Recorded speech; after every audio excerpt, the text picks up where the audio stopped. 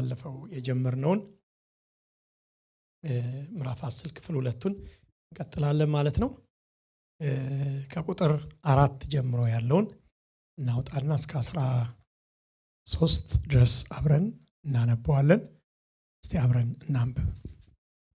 በመጀመሪያው ወር በ24ኛው ቀን በታላቁ በጤግሮስ ወንዝ ዳር ቆሜ ቀና ብዬ ስመለከት በፊቴ በፍታ የለበሰና በወገቡም ላይ ምርጥ የወርቅ ቀበቶ የታጠቀ አንድ ሰው አየሁ። አካሉ እንደ ዕንቁ፣ ፊቱ እንደ መብረቅ፣ ዓይኖቹ እንደ ነበልባል ፋና፣ እግሮቹና ክንዶቹ እንደ ጋለ ናስ የሚያብረቀርቁ፣ ድምፁ እንደ ብዙ ሕዝብ ድምፅ ነበር። ራእዩንም ያየሁት እኔ ዳንኤል ብቻ ነበርኩ። ከኔ ጋር የነበሩት ሰዎች አላዩም። ነገር ግን ታላቅ ፍርሃት ስለወደቀባቸው ሸሽተው ተደበቁ። ስለዚህም ታላቅ ራእይ እያየሁ ብቻዬን ቀረሁ። ምንም ጉልበት አልነበረኝም። መልኬ እጅጉን ገረጣ፣ ኃይልም አጣሁ። ከዚያም የቃሉን ድምፅ ሰማሁ። የቃሉን ድምፅ በሰማሁ ጊዜ በግንባሬ በምድር ላይ ተደፍቼ በከባድ እንቅልፍ ተዋጥኩ። እነሆም አንድ እጅ ዳሰሰኝ። እየተንቀጥቀጥኩም በእጄና በጉልበቴ አቆመኝ። እርሱም እጅግ የተወደደ ዳንኤል ሆይ አሁን ወደ አንተ ተልኬያለሁና ምነግርህን አስተውል፣ ቀጥ ብለህ ቁም አለኝ። ይህንንም ሲለኝም እየተንቀጠቀጥኩ ተነስቼ ቆምኩ። ደግሞም እንዲህ አለኝ፣ ዳንኤል ሆይ አትፍራ። ማስተዋል ለማግኘትና በአምላክ ፊት ራስን ለማዋረድ ከወሰንክበት ከመጀመሪያው ቀን አንስቶ ቃልህ ተሰምቷል። እኔም የቃልን መልስ ይዤ መጥቻለሁ። ነገር ግን የፋርስ መንግስት አለቃ 21 ቀን ተቋቋመኝ። ከዋነኞቹ አለቆች አንዱ የሆነው ሚካኤል ሊረዳኝ መጣ። እኔም በዚያ ከፋርስ ንጉሥ ጋር ተውሁት። ራእዩ ሊፈጸም ገና ብዙ ዘመን ስለሚቀረው ወደፊት በሕዝብ ላይ የሚሆነውን ልገልጽልህ አሁን ወደ አንተ መጥቻለሁ ይለዋል። ምዕራፍ 10 እንግዲህ ባለፈው እንደተመለከትነው ሞርትላ ባለፈው ያተኮር ነው የጸሎቱን አይነት ላይ ነው። በጾምና በጸሎት የሚለው ላይ ለእኛም ደግሞ የጊዜው መልእክትም ስለሆነ እዛ ላይ ብቻ አተኮሬ ነው ያቆምኩት። ዛሬ ግን ትንሽ ሄድ እንላለን። ዳንኤል አጠቃላይ 4 ራእዮችን አይቷል። እንደው ዝም ብሎ መለስ ብዬ ነው ለመከለስ ከነኚህ ውስጥ ምዕራፍ 7፣ ምዕራፍ 8፣ ምዕራፍ 9 የመጨረሻው ምዕራፍ 10 ነው። which is ከምዕራፍ 10 ጀምሮ እስከ 12 ያለው አንዱ ነው። እንግዲህ ይሄ ነው የሚጠቀልለው በዚህ በመጨረሻው ራእይ እንደሆነ እናያለን ማለት ነው። ምዕራፍ 10 ላይ ያለው እስከ ምዕራፍ 11 መግቢያ እስከ ምዕራፍ 11 ቁጥር 2 ያለው የራእዩ መግቢያ ነው ተብሎ ይታሰባል። የራእዩ መግቢያ ነው። ምዕራፍ 11 ግን ከቁጥር 2 ጀምሮ ምዕራፍ 12 እስከ ቁጥር 3 ያለው የራእዩ ዋና ቦዲ ወይ ደግሞ ክፍል ምንለው እዛ ውስጥ ያለ ነው። ሌላው ምዕራፍ 12 ቁጥር 4 ጀምሮ እስከ መጨረሻው ያለው ደግሞ የራእዩ መዝጊያ ተብሎ ይታሰው። ሶስቱ ምዕራፎች ምናልባት የመጨረሻውን ራእይ የሚያጠቃልሉ እንደሆኑ እንረዳለን ማለት ነው። ዳንኤል ምዕራፍ ሲጀምር ምዕራፍ 10 በጣም የተመለከተው ምንድነው? ስለ ህዝቡ አይደል በጣም በጾምና በጸሎት ሲጸልይ እንደነበረ በቃ ሲማጸን ሲተጋ እንደነበረ ነው በጣም የተመለከተው እና በዛ ውስጥ ሆኖ ነው እንግዲህ ሲማጸን የተመለከተው። ይሄም ደግሞ ምክንያቶች አሉት ብለናል። ለዚህም አንዱ ምክንያቶች ሊሆኑ የሚችሉት ነገር እግዚአብሔር ቀድሞ መጀመሪያ ዳንኤል ኦሬዲ ከምዕራፍ 9 ጀምሮ ሲሰማው የመጣ ድምፅ አለ። ቀላል አይደለም። እስራኤል ላይ ይሆናል እየተባለ እየመጣ ያለው እየሰማው ያለ ድምፅ ሸክም እየሆነበት ነው። አንድ ነገር እየሰማችሁ እንደሚያጎብጥ እንደዚሁም ዳንኤልም ደግሞ ብዙ እየሰማው የመጣው ድምፅ ስለ ህዝቡ፣ ስለ መከራቸው፣ ስለሚመጣው ዘመን ኢቭን እስከ መጨረሻው ዘመን ፍጻሜ ድረስ ስለሚሆነው ስለሆነ ቀላል አይደለም። ለሹ ሸክሙ እየጨመረ ሲመጣ ነው የምንመለከተው። አሁን ግን በጾምና በጸሎት 21 ቀን ጊዜ ወስዶ በእግዚአብሔር ፊት ሲጸልይ ነው የምናየው አይደል? ሲጸልይ ሲማጸን ነው የምንመለከተው። ሁለት ነገሮችን መመልከት እንችላለንና ጦርነትና ጥፋት ይሆናል የሚል ነግሮታል ብለናል። እዚህ ክፍል ላይ የምንመለከተው ቁጥር 2 ካያችሁት መልእክቱ እውነት ነው፣ ስለ ታላቅ ጦርነት የሚገልጽ ነበረ። መልእክቱን የሚገነዘብ ዘንድ ራእይን ማስተዋል ተሰጠው ይላል። ስለ ጦርነት ነው ያየው ይለናል። ምንድነው? ዝም ብሎ ድንገት የመጣ ሐሳብ አይደለም። ስለ ጦርነት ነው ብሎ ድንገት የመጣ የጦርነት ሐሳብ አታዩም።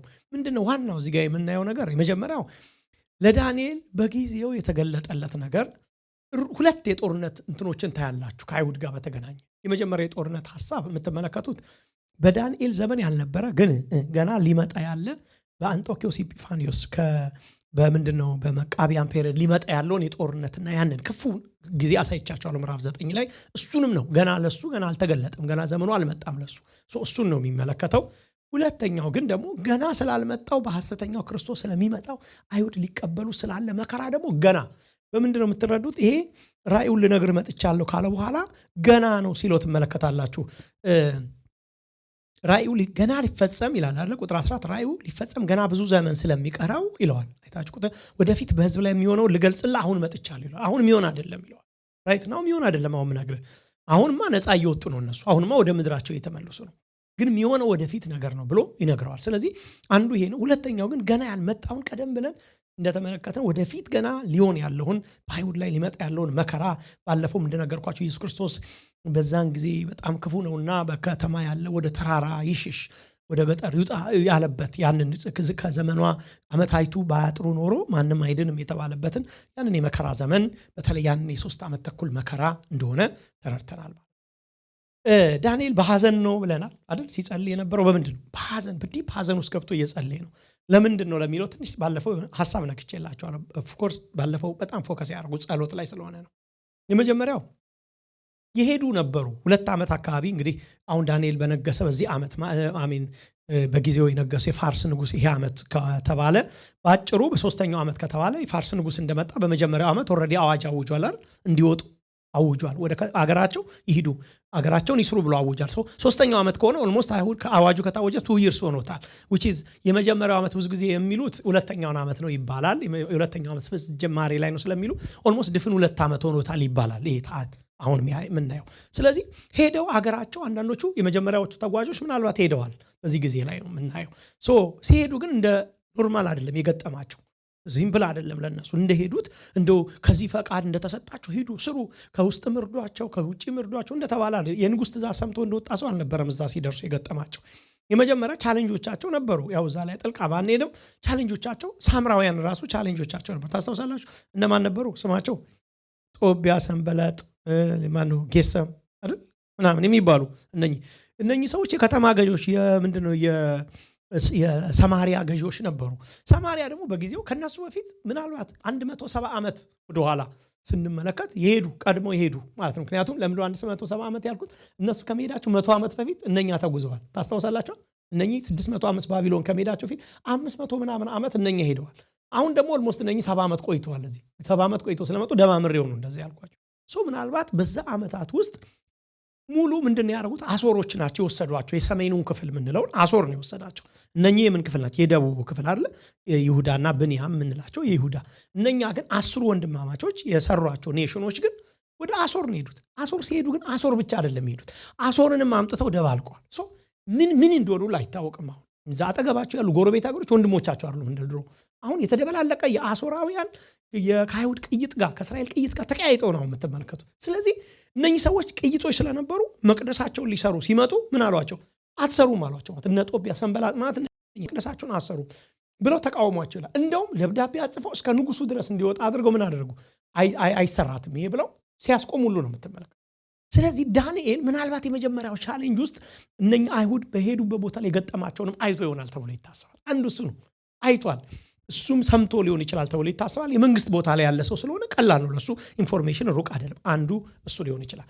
ሁለተኛ ደግሞ ከውስጥ ራሱ ቻሌንጅ ነበረባቸው ይባላል። ከውስጥ ራሱ እንደምታውቁት መቅደሱ ራሱ ሲሰራ የነበረውን ቻሌንጅ ታውቃላችሁ። ትልልቆች አባቶች ራሱ በውስጥ የከረሙት ሰዎች ያለቅሱ ነበር። ባይዘው ብዙ ጊዜ ያለቅሱ ነበር ብቻ ብለ ነው፣ ግን በጣም ኦፖዚሽን እንደነበረ ነው የምንረዳው። ብዙ ተግዳሮቶች ውስጥ ለውስጥ ነበሩ በጣም ኢቭን ነህምያ ላይ እንኳን አይደል ተግዳሮት አይደል አንዱ የምንመለከተው ሲሰራ ከውስጥ ተግዳሮት የውጭ ተግዳሮት ብለን ሁሉ አይተነዋል። ታስታውሱ እንደሆነ አንዱ ተግዳሮት ውስጥ ነው የነበረው። ያንን ውስጥ ያለ ከወንድማማቾች ጋር አንዳንድ የብድር ኢሹዎች ውስጥ ሁሉ ገብተው ታስታውሳላችሁ። እንዲህ አይነት ነገሮች ሁሉ ሆኖ በወንድሞቻቸው ላይ እንደዚህ ታደርጋላችሁ የሚል አንዳንዶቹ ጦርኛ ነበሩ። ጦርነትንም ይዘው እንደገና ደግሞ በእጃቸው ደግሞ መዶሻ ይዘው እንትን ይሉ ነበር።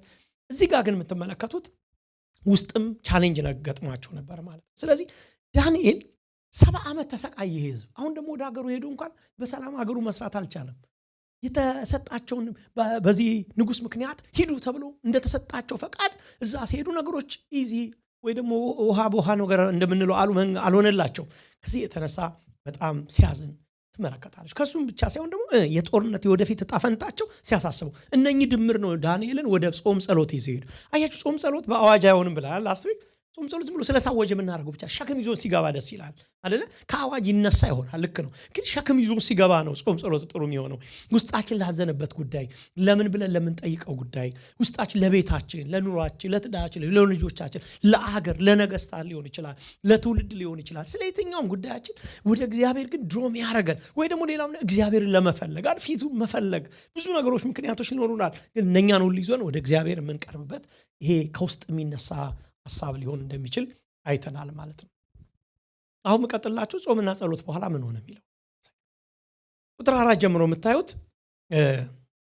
በፊቴ የበፍታ ልብስ የለበሰ በወገቡ ላይ ምርጥ የወርቅ ቀበቶ የታጠቀ አንድ ሰው አየዋል። እየጸለየ እያለ መጣ። ጸሎት መቼስ መልስ አለው። እኛ እኮ ነው የማይመስለን ታውቃላችሁ። ከጸለይም በኋላ መልስ ማይጠብቅ ማለት ክርስቲያን ታውቃላችሁ። እኔ ብዙ ጊዜ በመጽሐፍ ቅዱስ ላይ አንዱ ከሚገርመኝ ክፍል ጴጥሮስ ይፈታ ብሎ ይጸልዩ የነበሩ ሰዎች ናቸው። ጴጥሮስ እንዲፈታ በቤተ ክርስቲያን አጥብቀው ይጸልዩ ነበር ይልና ጴጥሮስ ተፈታና መጣ ማለት ነው። ሲመጣ ምን አሉ? መልአኩ ነው፣ ጴጥሮስ ሊሆን አይችልም አሉ። መንፈስ ነው አሉ። ይሄ መንፈስ ነው የመጣው አሉ ማለት ነው እንጂ ጴጥሮስ ሊሆን አይችልም ብሎ ሲሉት ያላችሁ። እንደውም ጴጥሮስ ተፈቷል ብላ ራሱ ያቺ ገረድ መታ ውስጥ ስትነግራቸው አብደሻል አሏት። እንዴ እነዚህ ሰዎች መጀመሪያ ቆይ አይፈታም ብለው ነው የሚጸልዩት ራሱ። ምክንያቱም ይፈታ አሉ። እሺ ተፈቶ መጣ። ምን ያስደነግጣል? ይስማቸው ተፈታ በር ላይ ይሄው እሱ ነው ስትል አብደሻል። የእብደትን ያህል ነው ማለት ነው ጴጥሮስ መፈታት ለነሱ። አያችሁ ግን በፍጹም የማይሆን ነው፣ ኢምፖሲብል ነገር ነው። ታዲያ ለምን ጸልያችሁ ብትሏቸው እኔ አይዶን ነው እንግዲህ እንዴት እንደዛ አንዳንድ ጊዜ በጸሎት መፋለጥ ጥሩ ሆኖ ሳለ አንዳንድ ጊዜ እምነት ሲኖረው ጥሩ ነው ወዳጆቼ። የጸሎታችንን ያህል ጥቂት እምነት ሲኖርበት ጥሩ ነው። ኤክስፔክቴሽን ውስጡ ሲኖርበት ጥሩ ነው። እረፍት ሲኖርበት ጥሩ ነው። እና ይህንን ነው የምናየው እዚህም ጋር መልስ ቀጥሎ ሲመጣ የምትመለከቱት እዚህ ሰው በእነኚህ ውስጥ መልአክ ነው ማን የመጣው የሚሉ ሐሳቦች አሉ። ምክንያቱም ምትላዩት የበፍታ ልብስ የለበሰ ወርገቡ ምርጥ ወርቅ የታጠቀ አካሉ እንደንቁ ፊቱ እንደመብረቅ አይኖቹም እንደሚንበለበል እሳት ክንዶቹ እሳቱ እንደጋለ ናስ የሚያንስ ድምፁ እንደብዙ ድምፅ ውሆች ድምፅ ምንድነው ብዙ ህዝብ ድምፅ ምናምን የሚል ነገር ነው የምታዩት። ማን ነው ይሄ የሚባል ጥያቄ ያለው። ሁለት ሐሳቦች አሉ። ምናተኩርበት ግን የኛ ትክክል ነው ብለን ምናምነው በዚሁ አሳያቸዋለሁ። የመጀመሪያው መልአኩ ገብርኤል ነው የሚለው አሉ። ይሄ ለምንድነው መልአኩ ገብርኤል ዝም ብሎ ይመጣ አይደለም። ከኋላ ጀምሮ ሲመጣ አታዩትም? ከምዕራፍ 7 ጀምሮ እኮ አይደል እንዴ ኢየሱስ ስም ሲጠቀስ ምናምን ይታያል። ከዚህ የተነሳ ምዕራፍ 8ም ላይ እነኚህ ሐሳቦች አዲስ መልአክ አይደለም። አሁንም ደስ ይሄ መልአክ ኤንጀል ነው መጥቶ ቪዚት ያደረገው ያለው ብለው የሚናገሩ አሉ። ሌሎች ደግሞ ኖ ይሄ ግልጠተ መለኮት ወይ ደግሞ ቴዎፋኒ የምንለው ነው ብሎ ያስባል። ቴዎፋኒ አዲስ በጣም እንደው የተራቀቀ ቃል አለ። ቴዎ ማለት ምን ማለት ነው? እግዚአብሔር ማለት ነው። ኤጲፋኒያ ማለት መገለጥ፣ ግልጠት፣ መታየት ማለት ነው። ኤጲፋኒዮስ ሲባል ታስታውሳላችሁ ያልኳችሁ አንጦኪዮስ ኤጲፋኒዮስ የሚለውን ስም ምንድነው? የሚታየው የተገለጠው የሚል ስም ነው ብዬ ታስታውሱ እንደሆነ ሰጠነው። ከዚህ ስም ነው የተገናኘ ነው ብያችሁ። ስለዚህ ቴዎፋኒ ማለት መለኮት ሲገለጥ ሲታይ ማለት ነው። አንዳንዶች ይሄ ነው የእግዚአብሔር ወይ መለኮት በግልጥ ሲታይ ከመላእክት የበለጠ ሌላ ዲቫይን ቢንግ ምን ሲል ራሱን ሲያሳይ ነው ለሰው ልጅ ያንን ቴዎፋኒ ብለን የምንጠራው ብለው ይታሰባል ማለት ነውና እዚህ ጋር የምታዩትን መገለጫዎች አሉት። የተገለጠው ራሱ አንደኛ የበፍታ ልብስ የለበሰ ይላል። በፍታ ምንም የተለየ ልብስ አይደለም። ካህናት ይለብሱት የነበረ ካባ ብለን ልንተረጉመው እንችላለን። ካህናት መልበሳቸው ብቻ ሳይሆን ልዩ የሚያደርጋቸው ሌላ ማንም ሰው የማይለብሰው ግን ልዩ የክህንነት ስልጣን ያለው ሰው ብቻ ሊለብሰው የሚችል ልዩ ልብስ ነው። ስለዚህ ይለያል። እንደ ማንኛውም እንደው ልብስ አይነት አይደለም። ወይ ደግሞ የተሰራበትን ማቴሪያል እንደው ውድ ማቴሪያል ነው ለማለት የተጠቀሰ አይደለም። አንዳንድ ጊዜ እንትን ልብስ ይባል እንደ ብራንድ መሆኑን ለማሳየት ሳይሆን ልዩነቱን ለማሳየት ነው። ራእይ 1:13 ላይ ተመሳሳይ ነገር ታያላችሁ። በኋላ አመጣላችኋለሁ እሱን። ሌላ ወገቡን በወርቅ መታጠቂያ የታጠቀ ይላል። ይሄ ደግሞ መለኮታዊ ስልጣንና ንጽህናን የሚያመለክት ነው። በመጽሐፍ ቅዱስ ላይ ብዙ ጊዜ እንዲህ አይነት ነገሮች ወርቅ ምናምን የሚሉት ሐሳቦችን እንደዛ እንረዳዋለን። መለኮታዊ ስልጣኑ ንጽህናውን ያሳያል። ዮሐንስ እዚህም ጋር ራእይ ላይ 1:13 ተመሳሳይ ነገሮች ተጠቅሷል። እዛም ጋር እዚህም ጋር የተጠቀሰው ለኢየሱስ ነው። ሌላ ፊቱን እንደ እንቁ ብርሌ የሚለው እንቁን የአንድ የእንቁን አይን ታይፕ ነው ባይዘው ያንጸባርቃል ይላል። በጣም ፒውር የሆነ ጄኒዩንነትን ለማሳየት ነው። አንድ ነገር በጣም ሶ ጄኒዩን ሶ ፒውር፣ ሁለተኛ ደግሞ ሶ ኤክስፔንሲቭ መሆኑን ለማሳየት ሲቃ ምን ይላል? ብርሌ ወይ ደግሞ በጣም ምርጥ እንቁ የነበረው የእንቁ ታይፕ ነው አንዱ። እንደዛ ምን ይላል? ያብለጨልጫል ይላል። የሚገርማችሁ ራእይ 1:16 the same thing ተጠቅሶ ትመለከታላችሁ። ሌላ ፊቱ እንደ መብረቅ፣ አይኖቹ እንደሚንበለበል ፋና ወይ ደግሞ እሳት ይላል። ፋና እሳት ነው ባይዘው አንዳንድ ትርጉሞች እንደው ለመተርጎም ነበር ይላል።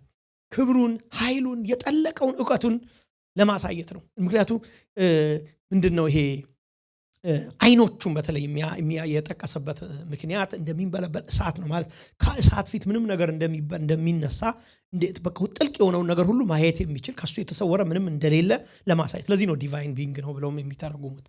ክንዱና እግሮቹ እንደ ጋለ ናስ ነበሩ ይላል ራእይ 1:15 ላይ። እግሮቹ የጋለ ናስ ስለምታውቁት ነው ዝም ብዬ የምጠቅሰው የሆኑ ስለ ክርስቶስ የተጠቀሱ አይደለ አየሁት ብሎ ዮሐንስ የጠቀሳቸው አንዱ ይሄ ነው። እግሮቹ የጋለ ናስ ይመስሉ ወገቡን በወርቅ መታጠቂያ ታጥቋል፣ ጸጉሩ እንደ በረዶ ነጭ ነበር፣ አይኖቹ እንደ እሳት ነበልባል ነበሩ የሚሉ ተጠቅሰዋል። እዛም ለማገናኘት ያህል ነው። ሌላ ድምፁ እንደ ብዙ ሕዝብ ድምፅ ነው ይላል። እዛ ጋር ደግሞ ምንድነው የሚለው ዮሐንስ ላይ ድምፁ እንደ ብዙ ውሃ ወንዞች ድምፅ ነበር ይላል። ወደር የሌለውን ስልጣኑን ኃይሉን ነው የሚያሳየው። በጣም ኃይሉን ያሳያል፣ ስልጣኑን የሚያሳይ። ምክንያቱም ታስታውስ እንደሆነ ማን ነው ሄሮድስ መሰለኝ ሲናገር ይሄ እንደ እግዚአብሔር ነው አሉ። ታስታውሳላችሁ? ይሄ እግዚአብሔር ነው እስከሚሉ ድረስ ድምፁን በሰሙ ጊዜ ይላል መለኪያ ነበር። በዛን ጊዜ ላይ ያ ድምፁ ኖርማል አልነበርም፣ እንደዛ አድርገው ይታይ ስለነበረ እሱንም ለማሳየት ነው። ለነሱ ለተጻፈላቸው ሰዎች የድምፁን ማንነት በዛን ጊዜ የንግስና የክብር ማንነት መገለጫ ተደርጎ ስለሚታይም ድምፁ እንደ ብዙዎች ተብሎ ይታሰባል ማለት ነው። እዚህ ጋር የምንመለከተው መልአኩ ነው ክርስቶስ ነው የሚሉ ሁለት ሐሳቦች አሉ። ምንም ጥያቄ የለውም፣ ክርስቶስ መሆኑን ምንም ጥርጥር የለንም። ለምንድነው የክህንነት የተሰጠው ሊቀ ካህን ተብሎ በአዲስ ኪዳንም ስም መሰጠቱን እንመለከታለን። 1:13 የምታዩት እሱን ነው። ወገቡን በወርቅ መታጠቂያ የታጠቀ መለኮታዊ ስልጣኑን ያሳያል ብያቸዋለሁ። መለኮታዊ ስልጣን ደግሞ በሰማይም በምድርም ስልጣን የተሰጠው ቅድስና ያለው የመጨረሻ ቅድስና መለኪያ እሱ ነው። ዮሐንስ 1:13ም ተመሳሳይ ስም ለሱ ብቻ ነው የተሰጠው። ፊቱ እንደ ከበረ ዕንቁ ነው ወይ ደግሞ ፊቱ እንደ ፀሐይ ብሎ ነው እዛ ጋር የሚለው ማብራቱን ነው የሚያሳየው አይደለ? በጣም ግሎሪየስ መሆኑን በጣም ለማሳየት የተጠቀመበት ቃል ነው። ምዕራፍ ራእይ 1:16ም ተሴም ፀሐይ የሚለውን ተጠቅሟል። እዚህ ጋር ግን ማብለጭለጩን ስለሆነ ነው እዛ ፀሐይ ተጠቀመ። እዚህ ጋር ደግሞ ፊቱ እንደ መብረቅ እንዳልኳችሁ ያበራል። ተመሳሳይ ተጠቅሷል። ከ14 እስከ 16 አይኖቹ እንደ ጋለናስ የሚለው እግሮቹ ተጠቅሰዋል። ድምፁም ተጠቅሷል። ክርስቶስ መሆኑ ብዙ አጠራጣሪ እንዳልሆነ ይታሰባል። ግን ምንድነው እዚህ ጋር መልአክ ሚል ነገሮች ተደብለቅ ብለው የምንመለከትበት ምክንያት ምንድነው? ለምሳሌ መጽሐፍ ቅዱስ ላይ አይታችሁ ከሆነ ጌታ ኢየሱስ ክርስቶስ ወደ አብርሃም ቤት በመጣ ጊዜ አይደል ግልጠተ መለኮት ከክርስቶስ ጋር ነው የምናገናኘው አይደል? በመጣ ጊዜ እግዚአብሔር ወደ አብርሃም ቤት በመጣ ጊዜ ና ግባ ብላ ጠጣ ምናምን አለው አይደል? እና ሶስቱ እግዚአብሔርም ይለንና ሶስቱም ሰዎች አይደል እግዚአብሔርም ገባ ቤቱ ሶስቱም ሰዎች ምናምን ይላል። ከዛ በኋላ አብርሃም ገና በእግዚአብሔር ፊት ቆሞ ነበረ ይልና ሁለቱ መላእክቶች ግን ወደ ሰዶም ሄዱ ይላል። ልንረዳ የምንችለው ምንድነው ቴክኒካሊ ከሁለት መላእክቶች ጋር የመጣ አንድ ዲቫይን የሆነ አይደል መለኮት አብሮ እንዳለ እንረዳለን። አብርሃም በእግዚአብሔር ፊት ቆሞ አንዳንዶች በእግዚአብሔር ፊት የሚለው ጀስት እግዚአብሔር ማን ድሮም ያናገረው የነበረ እግዚአብሔር ፊት ነበር ለማለት ነው። ደሴም አብሮ የነበሩ መላእክቶች ናቸው ሄዱት ይላል ነው። ሶስት መሆናቸው ይገልጣል። ሁለቱ ሄዱ ይልና በእግዚአብሔር ፊት ግን አብርሃም ግን ገና ቆሞ ነበር ስለሚል አብሮ የነበረው ቴዎፋኒ አብሮት እንደቀረ ሌሎቹ ግን እንደሄዱ ከዛ በምንድነው የምታውቁት ደግሞ እሱ እግዚአብሔር መሆኑን ይማጸነው ነበር። መልአክ እንዳልሆነ የምታዩት ይለምነው ነበር። ትምር አለ ሆይ ሁለት ሰው ብታገኝ አትምርም ወይ ይቅር አትልም ወይ አላጠፋም 10 ሰው ብታገኝስ እግዚአብሔር ፊት ንስሐ ነው ይገባል ጸሎትን እየተቀበለው እንዲህ ብታገኝስ ትምራለህ አምራለሁ ማለት ከእግዚአብሔር ጋር የሚያደርገውን ኮንቨርሴሽን ጄኒን የሆነ ቀድሞ የምታዩትን ኮንቨርሴሽን ከእግዚአብሔር ጋር ሲያረክታ ያላችሁ። ስለዚህ ያ አብሮት እንደቀረ እግዚአብሔር ከመላእክት ጋር ይገለጥ ነበር። ቴዎፋኒ ሲገለጥ ከመላእክት ጋር አብሮ ይገለጥ ነበር። ቀጥሎ እንግዲህ ኔክስትም ሊሆን ይችላል የምንመለከተው መልአክ አለ እዚህ አካባቢ ተጠቅሷል። ምክንያቱም ቀጥሎ ነካኝ ዳሰሰኝ ነገረኝ አወራኝ የሚል ነገር አለ። የመላእክት ንግግር ታያላችሁ የመላእክት ሲያናግረው። ምክንያቱም በኋላ ላይ ታያላችሁ ልዋጋ ሄዳለሁ አይደል መልስን ተልኮል ነበር። አሁን መልስን ይዤ ስመጣ በ21 ቀን የፋርስ መንግስት ተዋጋኝ ይለዋል። ይሄ ዲቫይን ቢንግ ክርስቶስን ወይ ደግሞ እግዚአብሔርን አይደለም ተዋጋኝ እያለ መልአክ ነው እንጂ እግዚአብሔርን ተዋጋው ማለት አንችልም። ብዙ በፍጹም ሴንስም አይሰጥም። ደግሞ መልአክም እንደሆነ ደግሞ በግልጽ ስለተነገረን ማለት ነው። ለያይተን ምናየው ምንድነው እግዚአብሔር ግልጠት ተገልጦለታል። ግን በምን ከመላእክቶች ጋር ነው የመጣው ወይ ከመላእክ ጋር መጥቶ እንደሆነ መረዳት እንችላለን ማለት ነው። ደግሞ የሚገርማችሁ ከሌሎች መጽሐፍ ቅዱስ አስተምሮ ጋር ኮንሲስተንት ነው። ይገርመኛል። ራእይ መጽሐፍ ቅዱስ በጣም ከሚገርመው ነገር አንዱ ታውቃላችሁ መጽሐፍ ቅዱስ ካሰኘው ነገር አንዱ ምንድነው? ተመሳሳይ ነው አይደል? በቃ እያንዳንዱ መልእክት አንዱ አለመጣረስ ምንድነው ነው አንዱ ያለው ባህሪ እዛ ጋር አሁን እዚህ ጋር ክርስቶስ ነው እግዚአብሔር ነው ዲቫይን ቢንግ ነው ብለን ለማለት እኮ ያመቸን ተመሳሳይ ሌላ ቦታ ላይ እየጠቀስን ስላለ ነው። ሌሎችም ቦታዎችም ስታዩ ተመሳሳይ ነገር ስለምናይ ነው። እሱም ብቻ ሳይሆን እዚህ ጋር ቁጥር 7 ጀምሮ የምታዩት ደግሞ ራእዩን ባየው ጊዜ እኔ ብቻ ነበርኩ ማየው ይላል። ከኔ ጋር የነበሩ ሰዎች አላዩም፣ ታላቅ ፍርሃት ግን ወደቀባቸው አይደል የሚለው ብሎ ይሄ ቃል የት ትዝ ይላችኋል? ጳውሎስ ወዲያው ነው ትዝ ያላላችሁ? ወዲያው ነው ይመጣልኝ እኔም ስታት በቃ እኔ ብቻ ነኝ ድምጽ። ጳውሎስ ጋር የነበሩ ሰዎች ነበሩ። ጳውሎስ የሆነ ነገር አይተዋል፣ ግን ምንድነው ጳውሎስ ይሰማው የነበረው ድምጽ ግን እነሱ አይሰሙ ነበር። ጳውሎስ በጣም ብዙ ድምጽ ነው ይሰማ የነበረው እዛ። ምናልባት ለዘመኑ አንዳንዶች እንደውም ታውቃላችሁ ጳውሎስ መጽሐፍ ቅዱስ የጻፈልን ስለ ጳውሎስ ሊባል የተገባውን ብቻ ነው የነገረን። ጳውሎስ ስለሱ ሊባል የተገባውን ብቻ ነው የነገረን እንጂ ጳውሎስ ብዙ ነገር ተቀብሎ ሊሆን ይችላል ብሎ ሁሉ የሚናገሩ ሰዎች አሉ። አውርቶት ሊሆን ይችላል፣ ብዙ ነገር ብሎት ሊሆን ይችላል። ጳውሎስ ከተልእኮ አንጻር ያለውን ለኛ የሚያስፈልገውን ብቻ ነው የነገረን የሚል ሁሉ መልእክት አለ። which is እግዚአብሔር በደንብ ተናግሮት ሊሆን ይችላል። ምናልባት የተናገረውን በቂ ነው አልፈን ማሰብ ከሌለብን፣ ግን ሌሎቹ አብረውት የነበሩት ድምፁ አልሰሙ። ተመሳሳይ ነገር እዚህም ጋር ታያላችሁ። አያችሁ በጣም የሚገርመኝ ነገር እግዚአብሔር ሊገለጥለት ላለው ብቻ ነው የሚገለጠው። አይገርም? እግዚአብሔር ለጸለየ ነው የሚገለጠው ብንለውም ጥሩ ይመስለኛል አይደል? ለጸለየ አይደል? እግዚአብሔር ለፈለገው። አይገርማችሁ? ይሄ ነው ያለቀሰ አይደል? እሱ ነው የፈለገው። በእንባ የፈለገው እሱ ነው። በጸሎት 3 ሳምንት ብሎ የፈለገው እሱ ነው።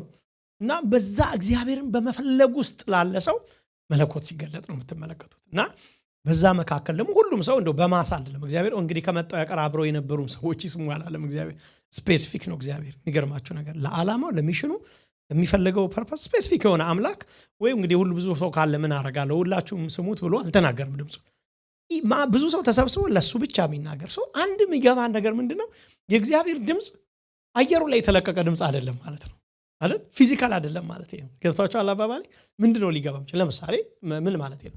አሁን እዚህ ጋር ቆሜ እኔ ማወራው ድምፅ ለዌድ እንዲገባ እንዲሰማ ያሬዶ እንዳይሰማ ማለት ይቻላል እንዴ?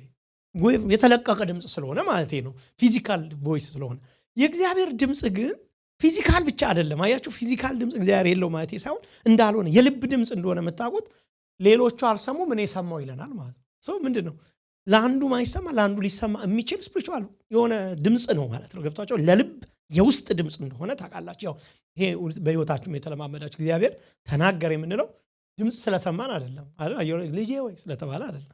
ገብታችኋል? አንድ እንደውም ታሪክ አለ ድሮ የሚናገር በጣም እግዚአብሔርን ድምፅ ለመናፈቅ የሚፈልጉ አንድ እናት ነበሩ ይባላልና ትየሸንኮሬ አሰማችሁ እሳቸውን ታሪክ እና በጣም ይፈልጋሉ ይባላል እና ጉባኤው በቃ ያውቃቸዋል። መልእክት ነው የሚናገሩት ሁሉ ጊዜ በቃ ስለሚያውቃቸው በርጋ ተቀምጠው ይጸልያሉ እና እሳቸው ጌታ ምን አልከኝ የኔ ጌታ ምን አልከኝ ካሉ ሰው ሁሉ በቃ ጸጥ ይላል። ድሮ እንደዛ ነበር፣ አሁን አይባልም እንጂ ድሮ ዝም ነው የሚለው። አንዱ ሰው በልሳን ጮክ ካለ ሌላው ጸጥ ነው ታውቃላችሁ። እና እንደዛ በጊዜ ሴትዮ ጮክ ብለው አቤት የኔ ጌታ ምን አልከኝ ይላሉ ሲሉ መልእክቱን አስተላልፉ ማለት ነው።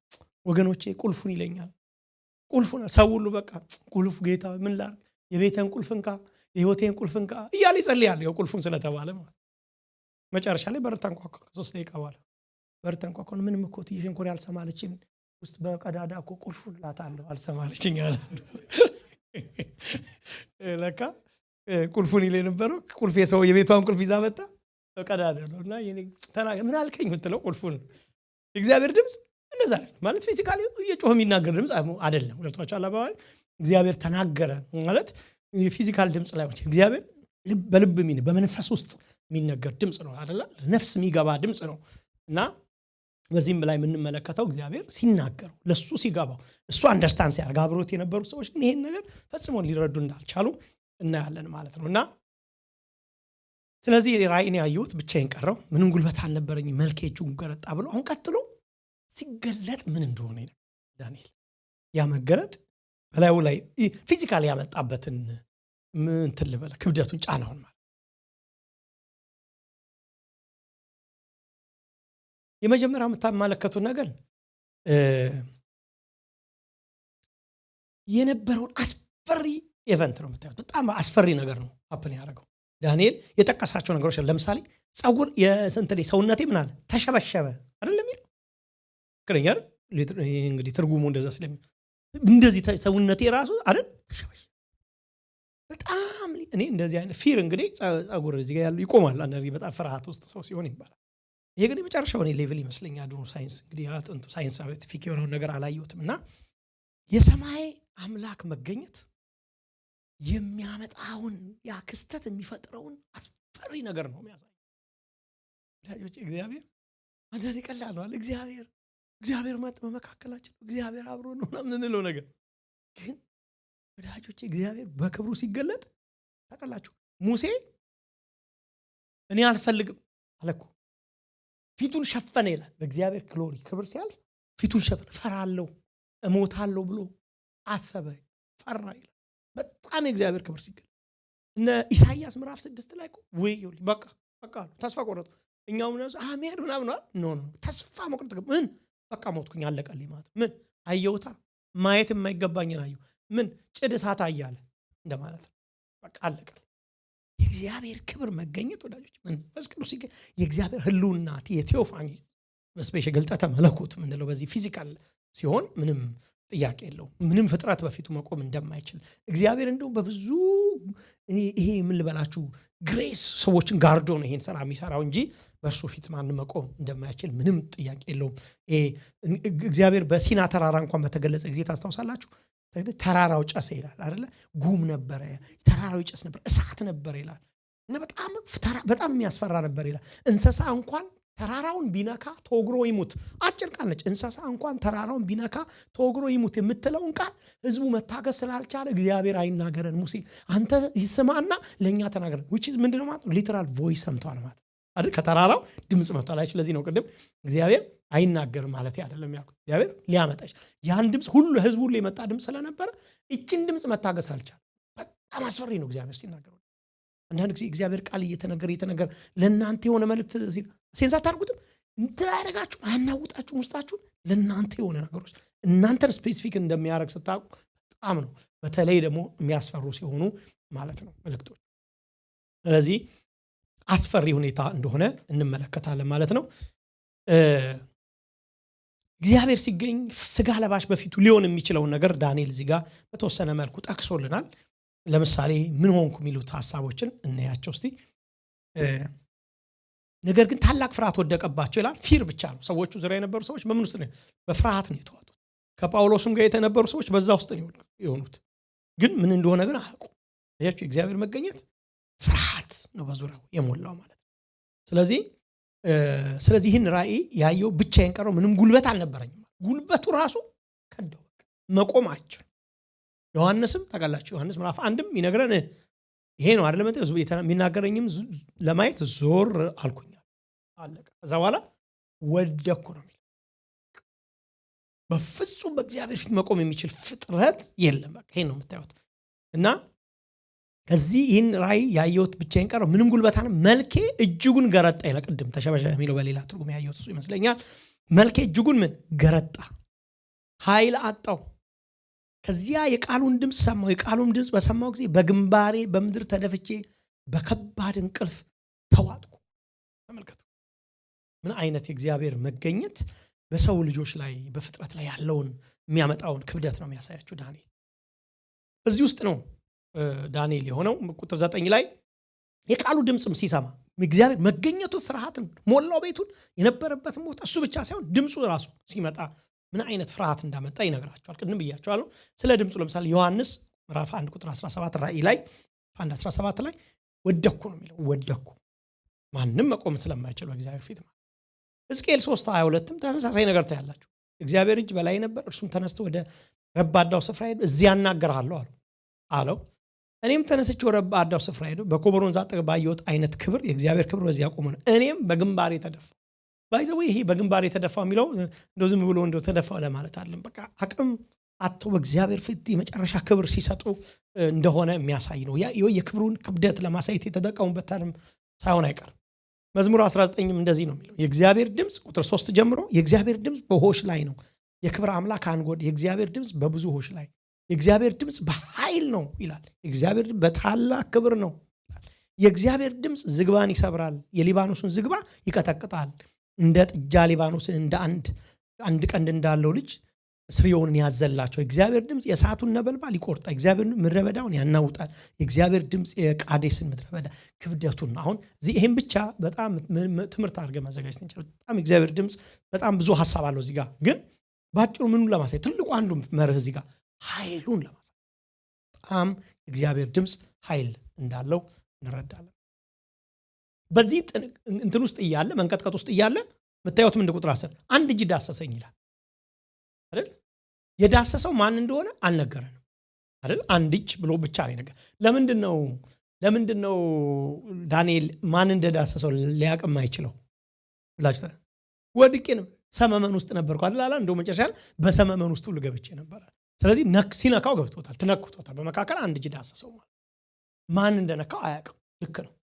አንዳንዱ ነገሮች ምናልባት የዳሰሰው ራሱ ቅድም ያልነው ቴዎፋኒ ሊሆን ይችላል። ለምን ካላችሁ ቁጥር 16 ላይ ቁጥር 15 ይህን የተናገረኝ ሳለ ፊቴን ወደ ምድር አቀርቅ የምናገረውን ማጣው። ከዚያም የሰው ልጅ የሚመስል ታቻውን ከንፈሮቼን ዳሰሰ። እኔም አፌን ከፈትኩ መናገርም ጀመርኩ። በፊት የነበረውም እንዲህ አልኩት ጌታዬ ሆይ ይላል። አያችሁ ሰው ምናልባት አንዱ ራሱን የነካው እግዚአብሔር የነካው የሚል አለ። ሁለተኛ ደግሞ መልአኩን የነካው ቀጥሎ ከዛ በኋላ ደግሞ ሲናገረውም ስለምናይ ምንም ችግር የለው። ምንም እዚህ መልእክት ላይ የሚያዛባው የለም። ጥናት ስለሆነ ዝም ብለን አይተነው እንድናልፍ። ከዛ ስነካኝ ምን ማለት ነው? አበረታኝ ነው። ነካኝ ሊል የፈለገው ምን ለማለት ነው? አበረታኝ። አያችሁ በእግዚአብሔር ክብር የወደቀ ሰውን በሌላ ነገር ሊነሳ አይችልም። እግዚአብሔር ራሱ እንደገና መልሶ የሰውን ልጅ ምን ያቆማል? ኃይል ይሰጣል። ክብር በዛ ክብር ምክንያት የወደቀውን ሰው እንደገና መልሶ ማንሳት ማበረታት የሚችለው ራሱ እግዚአብሔር ስለሆነ ማለት ነው። አበረታው። ከዛ ምን አለው? ዳንኤል ሆይ አትፍራ። ማስተዋልን ለማግኘት በአምላክ ፊት ራስን ማዋረድ ከወሰንክበት ከመጀመሪያ ቀን አንስቶ ቃል ተሰምቷል አለው። እኔም ቃልን መልስ ይዤ መጥቻለሁ ይለዋል። አሁን ማን ነው የሚናገረው? ከዚህ ጋር መልአኩ ነው የሚናገረው። ለምንድን ነው? ቀጥሎ ያሉትን ስንመለከት ነው መልአኩ። አሁን ከዚህ በኋላ የፋርስ መንግስት ይዋጋኝ ነበር፣ አሁንም ተመልሼ የግሪክ መንግስት ጋር ሰልፍ ስላለ ዘይዳል ሲልታ ያላችሁ። ስለዚህ በቀጥታ የምናየው መልአኩ ነው ንግግር ሲጀምር። አትፍራ፣ ማስተዋል ለማግኘት በአምላክ ፊት ራስን ማዋረድ ከጀመርክበት ከወሰንክበት ነው እንደሚለው ከመጀመሪያው ቀን አንስቶ ቃልህ ተሰምቷል ይለዋል። ዋው ይገርም ነገር ነው ወዳጆች። ዳንኤል የሚጸልየው እዚህ ነው፣ እዚህ ታች የሆነ ትንሽ ዓለም ውስጥ እግዚአብሔር ደግሞ በዛ ግሎሪየስ በሆነ ክብር ውስጥ የሚኖር አምላክ ደግሞ አይሰማዋል። የሚገርም እኮ ነው። ጸሎት የሚባለው ራሱ ነገር ከሚገርመው ነገር እኮ ነው ወዳጆች። ጸሎት እኮ በጣም የሚገርም እንትን ነው ታውቃላችሁ። ስለዚህ ጸሎትን የሆነ ቦታ ደርሼ ጸልያለሁ አይባልም። ጸሎት ምን ጸል ኑሮ ነው፣ ህይወት ነው። መኪና ውስጥ ይጸልይ፣ ስራ ቦታ ይጸልይ፣ እየተሄደ ይጸልይ። ከእግዚአብሔር ጋር ያለን ጠበቀ ሪሌሽንሺፕ ነው። ምንም እንኳን ሳይለንት ሆነን ኳይት ሆነን ምናምን ጸልይ ቢኖርብንም ግን ጸሎት ላይፍ ስታይል ከእግዚአብሔር ጋር ሁሉ ጊዜ የጠበቀ ግንኙነት ነው። ዳንኤል ኮንሰርኑን ጸሎቱን ስለሚያይ መጀመሪያ ገና ካሰብክበት ጀምሮ ከዛ ቀን ጀምሮ ጸሎት ተሰምቷል ይላል። አያችሁ እግዚአብሔር እኮ ጸሎትን የሚያውቅ እግዚአብሔር። ለምሳሌ ጸሎትን የሚያውቅ ጸሎት ከጸሎቱ በላይ ሪሌሽንሺፕ እንደሆነ እኮ የምታውቁት እግዚአብሔር ምን ጸልየው ምን እንደሆነ ከገባው ምን ያደርግለታል? በቃ እኔ አሁን ለምሳሌ እግዚአብሔር የሚገባው ከሆነ እኔ 2 ሰዓታት 3 ሳምንተኛ ነው ሳይ ምን አጸልይ ሁሉንም የጸሎት ርዕሶች ለጥፈንላችሁ በቃ እግዚአብሔር እንደውም እኛ ለጥፈነው እኮ እዚህ ላይ ጌታ ይሁን ብለን መሄድ እንችላለን። ቤታችን ምን ያደርጋል? ገብቷችሁ? ጸሎት ለካ ወደሱ መጠቅ ዲፔንድ መሆኛ ፊቱን ማያ በየቀኑ እሱን መፈለጊያ ከሱ ጋር ሪሌሽንሺፕ ያለንን ግንኙነት ምናጠብቅበት የደስፐሬሽናችን ምናሳይበት ባለፈው ስላልኩት አልደግሞ እንደዚህ አይነት ቦታ ነው እንጂ እግዚአብሔር ምን ይሰማል ማለት በጣም ግልጽ እንደሆነ ነው የምትመለከቱት። እኔም የመጣሁት መልስ ይዤ ነው ይለዋል። አቤት ደስ ሲል ጸሎት በጣም ደስ የሚለው ግን ጸሎት የተሰማው መቼ ነው? የዛሬ 21 ቀን ነው። አሁን እኔ ግን ትንሽ ዘግይቼ ነው የደረስኩት ይለዋል። እንኳን ጌታ ረዳው ዳንኤል እንኳን ቆየ በቦታው ጸሎት ሲዘገይ። እኔ እንደውም ብዙ አሜሪካኖች አንዳንድ የጸሎት መጽሐፎችን ሳነብ በጣም ብዙ አሜሪካኖች እግዚአብሔር የለም ከሚሉበት ምክንያት አንዱ የጸሎት መዘገየት ነው ይላሉ አንዳንድ ጸሐፊዎች። ያዩት ማይሰማ ከሆነ እግዚአብሔር ባይኖር ነው ጸሎት ስለዘገየ ማለት ነው። ጌታዊ ና ብሎ ስለዘገየ ስላልመጣ ባይኖር ነው። ኤቲዝም የሚለው ነገር ራሱ አንዱ ለመስፋፋቱ ምክንያት ኮንትሪቢዩት ያደረገው ሰዎች ጸሎትን በትክክል አለመረዳታቸው እንደሆነ አንዳንድ ጸሐፊዎች ይጽፉ አይቻል። ወዳጆች ሆይ በስፍራ መሆን በጸሎት ቦታ መቆየትን የመሰለ ምን ነገር አለ? ዳንኤል 21 ቀን ምን በእግዚአብሔር ፊት ቆየ። እግዚአብሔር እኮ መጀመሪያው ቀን ሰምቶት ከዛ የቆየበትን ምክንያት ይነግረዋል። እንዳልመጣ ወደ አንተ ያደረገኝ ውጊያ ነበር ብሎ ይነግረዋል። አይገርማችሁ? ውጊያ ሰልፍ ነበረብኝ። አንተን ጸሎት ይዤ ለመምጣት 21 ቀን እንድዘገይ ምክንያት የሆነው አየር ላይ ሰልፍ ነበር ይላል። እሱም በደንብ እናየዋለን። ባጭሩ ግን እግዚአብሔር ለዳንኤል ጸሎቱ ምንድን ነው? ስለ ህዝቡ አይደል? ስለ ህዝቡ ስለሚቀጥለው ዘመን ማወቅ፣ ስለ ህዝቡ ማወቅ፣ ስለ ህዝቡ ንስሐ፣ ስለ ህዝቡ ምህረት እየጸለየ ነው። አይገርማችሁ? ይሄ እውነት ለዳንኤል እንዳይገለጥለት ምን አይነት ሰልፍ እንደነበረ ተመልከቱ። ለካ ሰይጣን ትልቁ ፋይት የሚያደርገው መገለጥን ነው። ታውቃላችሁ?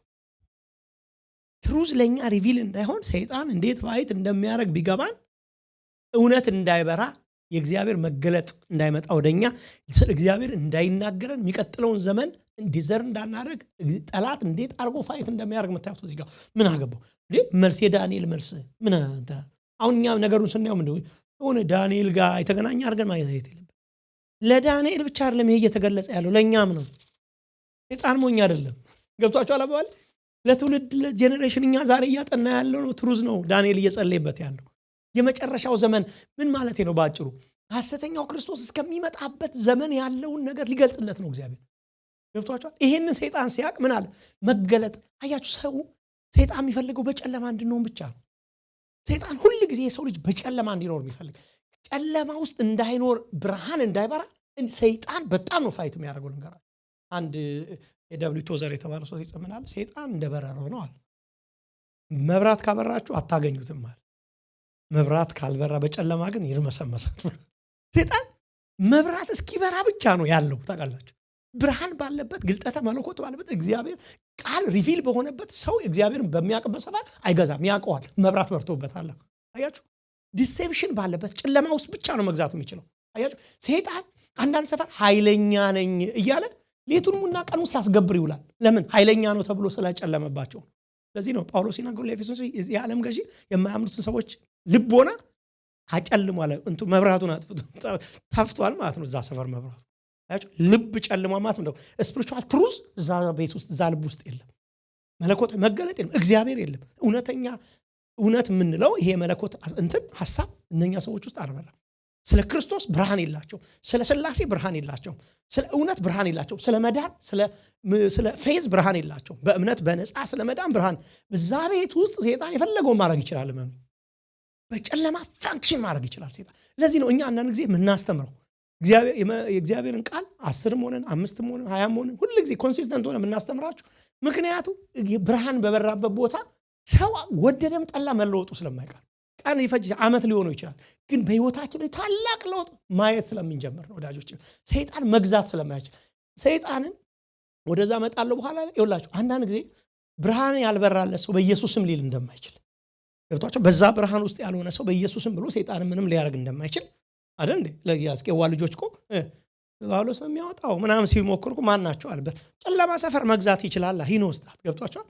ይሄ የአፍ ጉዳይ አይደለም ማለት ነው። የስልጣን ጉዳይ የብርሃን ጉዳይ ነው ማለት ነው። ሰው ብርሃን ሲበራለት ነው ባለስልጣን የሚሆነው። ትሩዝ ሲገባበት ነው። ኢየሱስ ውስጡ ሲገዛ ነው ያ ሰው የራሱ ባለስልጣን ተደርጎ የሚቆጠረው እንጂ በኢየሱስም የአፍ ጉዳይ አይደለም ማለት ነው። ገብቷቸዋል። ሰይጣንን መግዛት የሚችል ማንበርከክ የሚችል በሰይጣን ዲሴፕሽን በሪሞት ኮንትሮል ቁጥጥር ስር መሆን የማይችል ክርስቲያን መሆን የምንችለው የእውነት ብርሃን እኛ ውስጥ ፈንተው ሲበራ ብቻ። አንተ አወኩ እኮ ስንለው አንድ ጊዜ አንድ እግዚአብሔር ሰው አሉ ሲናገሩ በጣም ይጸልያሉ። በቀን ብዙ ሰዓት ነው የሚጸሉትና የጸሎት ነው በቃ ላይፋቸው። እና አንድ ቀን ተኝተው እያለ ሌሊት ላይ የሆነ ክብደት ቤቱ ከበደኛል። ይሄ ክፋት ፕሬዘንስ እንግዲህ አይዶን እንዴ ማለት ነው ስላልሆነ እዚህ ቦታ ላይ በቃ ይሄ አጋንንታዊ ፕሬዘንስ አለ ጊዜ የሆነ ክብደት አለና በተለይ ይሄ ምንድነው ይሄ መናፍስትን መለየት እንዲያን ጸጋ ሲኖራቸው ሰዎች ያውቁታል በደንብ።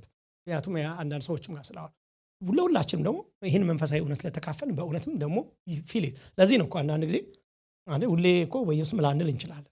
ዊ ፊል ኢት አንዳንዴ ዊ ዲዘርን ኢት። እና ሰውየው ተኝተው ገና እየተኛው ሴንስ አረው ጽፈው የጻፉት ዞር ስል ሊትራል ቦዲ ነው ያየሁት። ጻፉት የሚታመኑ ሰው ስለው በቃ አካል ነው ያየሁት እና በጣም አስፈሪ አካል እኔ ልናገረው አልችልም። ከዛ ዞር አሉና ወይ አንተ ነህ እንዴ ብሎ ፊታቸውን አዞሮ ተጠቅልለው ተኙአሉ። አንተ በሚያውቁት ሰፈር ሊያስፈራራ አይችልም ማለት በገባቸው ሰፈር አንተ ነህ እንዴ የኮሌላ መስሎኝ ውሻ ገባ መስሎኝ ብሎ እንደዚህ ነው ማለት ነው። አንዳንድ ሰፈር ግን ገዢ ነው። ዳዊት እስኪመጣ ድረስ እኮ ጎልያድ ምንድነው አንበሳ እኮ ነው። ጉድጓድ ያስገባቸው መልሶ ይወጣሉ። ማጥዋቱ አይጥ አረጋቸው እግዚአብሔርን እሱ ጉድጓድ ይገባሉ ይወጣሉ። ይዝታል ይገባል። እሱ ምንም ሌላ የሚያደርገው እኮ ነው። ይዝትና ተመልሶ ይሄዳል ይላል። ሰምተው እነሱን ጉድጓድ ይገባሉ ይላል። አይገርማችሁ? ጎልያድ እኮ እስከዛ ግን ድረስ እኮ አንድ ሰው እኮ ሲገላ አታዩም እዛ ቦታ ላይ በመዛት ብቻ ሰዎቹን አርበደበዳቸው። ሰይጣን ያለው አፍ ብቻ ነው ታውቃላችሁ። ሰይጣን የመጨረሻ ያለው ማይገባን ይችላል አፍ ነው የተሰጠው። በተለይ በክርስቶስ ሞትና ትንሣኤ በኋላ ሰይጣን የቀረው አፍ ብቻ ነው። በደንብ ከገባን ማለት ነው በአንድ ክርስቲያን ህይወት ላይ ማለት ምንም ማለት ዲሲቭ ሊያደርገን እስካልቻለ ድረስ በዛ ጨለማ ውስጥ በማይገባን እንትን ውስጥ ካልከተተን ውስጥ እዛ ትራፕ ውስጥ ካልከተተን ምንም ሊያደርግ አይችልም። ዝቶባቸው ዳዊት መጣ። ምንድነው ዳዊት ውስጥ ግን የኪዳን ብርሃን ይበራል ሰው እንዴ ይሄ ማን ያልተገለጸ ፍልስጤማዊ የሚል ሰው አያችሁ። ሁሉም ሲያዩት ጎልያድ ምን አይደለም ኪዳኑን ከኪዳን ጋር አገናኝቱ ትልቅ ሰውዬ ብቻ ነው የሚያዩት። ረጅም ሰውዬ ነው። ሰይፉን ርዝመት ነው የሚያዩት። ዳዊት ግን ልክ ሲመለከተው ኪዳን አንድ ተራ ሰው ነው የተመለከተው። ቁመት አለ። አያችሁ ዳዊት ጎልያድን ያየበትን በምንድነው በእውነት ውስጥ ሆኖ ነው ያየው። አያችሁ በእግዚአብሔር ዕውቀት ውስጥ ሆኖ ሲመለከተው እንጂ ኪዳንን የተመለከተው ኪዳን የሚባለው ነገር እኮ ለዳዊት ባይገባው ኖሮ እኮ ለሴም ነው እሱ ያስፈራ ሰው። በጣም ይገርም። በተገዳደርኩ በእስራኤል አምላክ ስም እመጣብሃለሁ ቃሉ ራሱ ካያችሁ ስናት የሆነ የግል ጠብ አይደለም። የእስራኤል አምላክ አይደለ? አሁን የተገዳደረው ማን ነው? የእስራኤልን አምላክ ስም ነው የተገዳደረው። ምን መለከተው ምንድነው? የእግዚአብሔር ግልጠት እንዳይኖር ትሩዝ በተገለጠበት ቦታ ሰይጣን ፋንክሽን ስለማያደርግ ገና ጸሎት እንዳይመለስ ማለት ነው። አየር ነው ሲጀምር ምታው ጸሎት ከተመለሰ በኋላ ቀጥሎ ሊሆን የሚችለው ነው። በእርግጥ ሰይጣን ሁሉ ጊዜ ብዙ ጊዜ የሚሰራው በምን እንደሆነ ታውቃላችሁ? ሰይጣን ዕውቀት የለውም። ሰይጣን ብዙ ጊዜ ዕውቀት ያለው ነው ይመስላል። ሰይጣን ያለው ትልቁ መሳሪያ ግምት ነው። ባይዘው ምሳሌ ልስጣችሁ። ለምሳሌ ኢየሱስ ክርስቶስ ተወለደ ተባለ። ይወለዳል አሉት። የት ነው? በቤተልሔም አይደል? ከዛ ምንድን ያደረገው? ስንት ሰው ማአት ህፃናት። ለምንድን ነው? ህፃኑን አያውቀውማ። ሰይጣን ላይ ዕውቀት የለውም። ግምት ስላለው ለምን ማአት ህፃን ያስገዳል? አንድ ነው። ሙሴ ተወልዶ ዴሊቨረር እንደሚሆን ያውቃል ሰይጣን። ወንድ ልጅ እንዲገደል አዋጅ አወጣ ሰይጣን። ሲያወጣ ግን ምንድን ያደረገው? የትኛው ነው ዴሊቨረር የሚለውን ስለማያንክን ህፃናትን በሙሉ ጉድጓድ ይከታል። ሰይጣን ሁሉ ጊዜ አይታችሁት ከሆነ ታርጌቱ አካባቢን ያይና ለምሳሌ ቃይልና አቤል ነበሩ። እዛች ጋር የተሳካለት ለምን ይመስለኛል መሰላችሁ? ሁለት ስለሆኑ ይመስለኛል። አቤልና ቃይል ነበር የተወለዱት። በአንቺና በሴቱ መካከል ጠላትነትን እሱ ራስን ይቀጠቅጣል የተባለ ዘር ከአንዱ እንደሚቀጥል ያውቃል። ስለሚያውቅ አቤልን መስዋዕቱን እግዚአብሔር ሲቀበለው ይላል ቃይል ተነሳበት ይላል። ምንም ጥያቄ የለውም እዛ ጋር የሰይጣን እጅ እንደሚኖር ማለት። ለምን የሚቀጥለው ይሄ ነው። ይሄኛውማ ተቀባይነት አላገኝም። ኦሬዲ እዚህ ጋር ነው የሚቀጥለው። እዛ ጋር አልሳተ ሊሆን ይችላል። ቀጥሎ ግን ባሉት ዘመናቶች ሁሉ የምታዩት ሲስት ነው የምታዩት። ብዙ በማስ የሚያጠፋው ሰይጣን ወዶ አይደለም፣ ግልጽ የሆነ ዕውቀት ስለሌለው። የልብን የሚያውቅ ፐርፌክት ዕውቀት ያለው ሁድ እንዳልጠና ነው ማን ነው? እግዚአብሔር ብቻ። ፓርሻል ነው የፍጥረት ዕውቀት፣ የመላእክት ዕውቀት ፓርሻል ነው። የእግዚአብሔር ዕውቀት ብቻ ነው የመጨረሻ ሌቭል የሚያውቅ ማለት ነው። ስለዚህ አሁንም በግምት እንግዲህ ይህንን ነገር ሲዋጋ ነው የምትመለከቱት ማለት ነው። ትልቅ ፍልሚያ ነው በሰማይ ሲሆን የምንመለከተው። የፋርስ መንግስት አለቃ 21 ቀን ተቋቋመኝ ነው የሚለው። ከዋነኞቹ አለቆች አንዱ የሆነ ሚካኤል ሊረዳ መጣ ብሎ ሲናገር ታያላችሁ። የፋርስ አለቃ ማን ነው? እንግሊዝኛው ላይ the prince of Persia ወይ የፋርስ መንግስት። የፋርስ ምንድነው? ፕሪንስ ምንድነው? ልዑል እንደምንለው ማለት ነው። ማን ነው? መሪ ወይ ደግሞ ምንድነው? በዚህ ኮንቴክስት ስንመለከተው ፋርስ የሰው መንግስት ነው። እስካሁን እንዳየነው ምንም ሌላ ነገር የለው። ፋርስ የሚባል ሰይጣን የለም መጽሐፍ ቅዱስ ላይ የተጻፈ።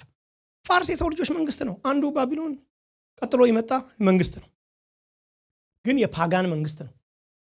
ምንም እንኳን ባሪያዬ ተብሎ ነፃ ቢያወጣም ህዝቡን ግን የፓጋን መንግስት መሆኑን መርሳት የለብን። ስለዚህ የፋርስ መንግስት በአየር ላይ መልስን ይዤ እንዳልመጣ ተቋቋመኝ ሲል ያለው አሁን እንትን አይደለም፣ ቂሮስ አይደለም አየር ላይ ተቋቋመ። ምንም ጥያቄ የለውም። የፋርስ መንግስት ንጉሱ ቂሮስ ስለሆነ ማለት። ነገር ግን አንድ የምንረዳው ነገር እዚህ ጋር ምንድነው?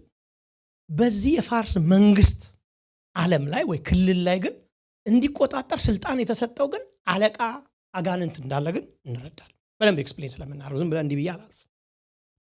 ሰይጣን አሳይን ያደረገው ገዢ ግን በፋርስ አየር ላይ ወይ በፋርስ መንግስት ግዛት ላይ ግን እኛ የምናየው ሰው የሚያየው ምንድነው? ፊዚካሉን የፋርስ መንግስት ነው አይደል? ባቢሎንን፣ ፋርስን፣ ግሪክን፣ ሮምን ነው ሰው የሚያየው።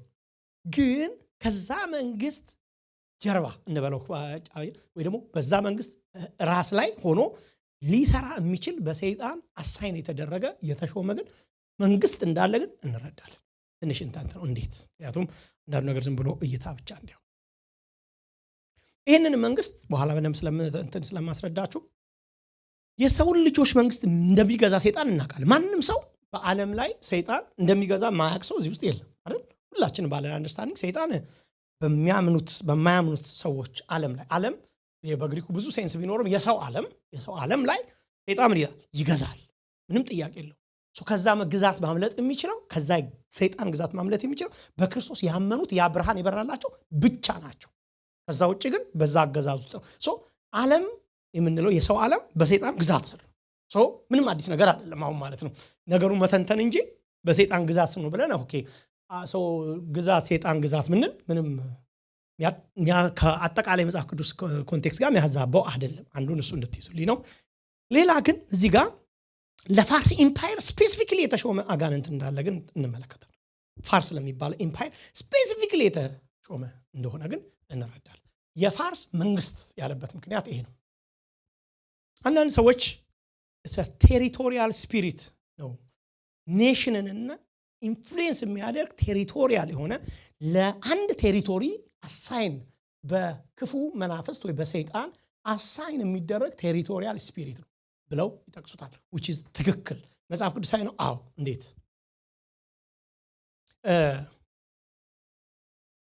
በመጽሐፍ ቅዱስ ላይ የሚገርማችሁ ነገር ሰይጣን የሁሉ ነገር ምንድነው? ኮፒ አድራጊ ነው። ሰይጣን ኦሪጂናል ነገር የለውም። ብዙ ጊዜ እንደሰማችሁ ብዙ ነገርን ሰይጣን ኮፒ ሲያደርግ ነው የምታዩት። አምልኮ ሌላ ቦታ እዚህ ጋር ያለው ዘፈን እኮ የአምልኮ ኮፒ ነው ለኔ ይመስለኝ። ሲመለክ ያየውን ነው ሰይጣን በሌላ በራሱ የተጠቀመው እንጂ ሰው ሲፈጠር ለዘፈን አልተፈጠረም። ሰው ሲፈጠር ለማምለክ ነው እንጂ የሆነች ሴት እያየ የሷን ሰውነት ለማሞገስ የተፈጠረ ፍጥረት አልነበረም። ኦሪጂናሊ ወይ አንዱ ወንድ ለማሞገስ የተፈጠረው አምላኩን ለማሞገስ ነው። ግን አሁን የከዛ ክብር ሲያወርደው ግን አንድ ሰው ስለ አንድ ወንድ ወይ ስለ አንድ ሴት አሞጋሽ እዛ እያለቀሰ ሁሉ አንዳንዱ ማለት አደረገው ማለት አንድ ሰው እያሞገሰ ያለቅሳል። እንዴት ከምን አይነት ክብር ሰውን እንዳወረደው ማለት ነው። ሰይጣን ምንድነው ኮፒ ሊያደርግ የሚችለው ብለን ትንሽ ላሳያችሁ። ለምሳሌ እግዚአብሔር በአገሮች ላይ እንዲገዛ መላእክቶችን አሳይን ሳያደርግ አይቀርም ብለው የመጽሐፍ ቅዱስ አስተማሪዎች ያስተምራሉ። ምሳሌ ዓለምን የሚገዛ እግዚአብሔር አለ። ሰይጣን ይገዛል ቅድም እንዳለው አይደል? ዓለምን የሚቆጣጠር ሉዓላዊ አምላክ አለ። ምንም ጥያቄ የለውም። ሰይጣን ይገዛል ስለሚገባችሁ።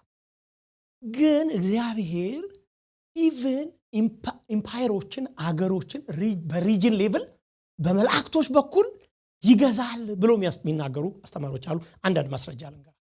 ለምሳሌ እዚህ ቁጥር ላይ ምዕራፍ 21 ቁጥር 21 ላይ አስቀድሜ ግን በእውነት መጽሐፍ ቅዱስ ከነዚህ አለቆች ጋር ምንድነው የሚለው? ከነዚህ አለቆች ጋር ለመዋጋት ካለቃችሁ ሚካኤል አይደል የሚለው በቀር የሚረዳኝ ትክክለኛ የለም ከምን በስተቀር አለቃ። እሺ ምን በቃ እና ሁላችሁም ጋር ያለው ትርጉም ይሄ ነው። ምንድነው ሊል የፈለገው ምንድነው? ካለቃችሁ ሚካኤል የሚለውን ትንሽ ልተርጉመው ኮንቴክስቱን። እዚህ ጋር እያለ ያለው ይሄ ሰው ስለማን ነው እያለቀሰ ያለው? ስለ እስራኤል አይደል እያለቀሰ ያለው እየጮኸ ያለው። እኛ አይደል ከመጀመሪያው ጀምሮ ሲል ነበር በድለናል፣ አምፀናል አይደል ይለ ነበር። እኛ ብሎ ስለሚል እናንተ እያለው ያለው ስለ እስራኤል ነው ማለት እየነገረ ማናችሁ ይላል? አለቃችሁ ብሎ ነው እዚህ ጋር ሲጠቅሰው። አለቃ የሚለውን ቃል በሌሎች ማናት ትርጉሞች ስታዩት እንዲጠብቅ አሳይን የተደረገ አገልጋያችሁ ተብሎ ተተርጉሟል።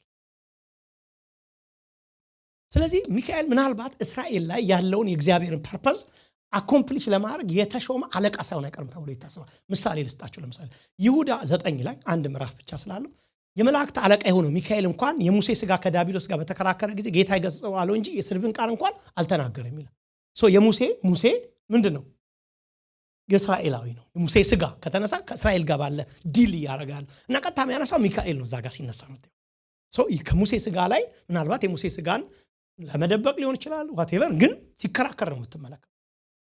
የሙሴ ስጋ የተከራከረበት ብዙ ቴዎሎጂካል ነገር አለው። አንዳንዶቹ እንዲመለክ ነው የተፈለገው፣ ብዙ ነገር አለው ሰይጣን የፈለገበት ምክንያት። ግን ቀጥታ ማን ነው የምታዩት? እሱን በተመለከተ ግን ሚካኤልን ታዩታላችሁ። እዛ ጋር አንድ ማስረጃ ራእይ ምዕራፍ 12 ከ5 እስከ 7 ደግሞ ህዝቦች ሁሉ በብረት በትር የሚገዛው ወንድ ልጅ ወለደ ይችላል። ስለ እስራኤል ነው ባይዘው ወደፊት እናጠናዋለን። ራእይ ስናጠና ልጇም ወደ እግዚአብሔርና ወደ ዙፋኑ ተነጠቀ ይላል ስለ ክርስቶስ። ሴቲቱም 1260 ቀን እንክብካቤ ያደርግላት እግዚአብሔር ወደ አዘጋጅላት ስፍራ ወደ በረሃ ሸሸች። ለቤተ ክርስቲያን ሜቢ ወደፊት ስለምናየው በሰማይም ጦርነት ሆነ ይልና ሚካኤልና መላእክቱ ከዘንዶ ጋር ተዋጉ ይላል። አሁንም እስራኤልን በተመለከተ ባለው ኬዝ ላይ ሚካኤል ነው የተጠቀሰው። ዘንዶውን መላእክቱ መልሰው ተዋጓቸው፣ ነገር ግን ድል ተመቱ፣ በሰማይ የነበረው ስፍራ አጡ። እዚህ ጋር ምናልባት በእስራኤል በተጠቀሰችበት ቦታ ሁሉ ሚካኤል መጠቀሱ ፐርፐዙ እግዚአብሔር ለዛ ስፍራ ላይ እንዲያገለግል እንዲያስተዳድር አሳይን ሳያደርጉ አይቀርም ተብሎ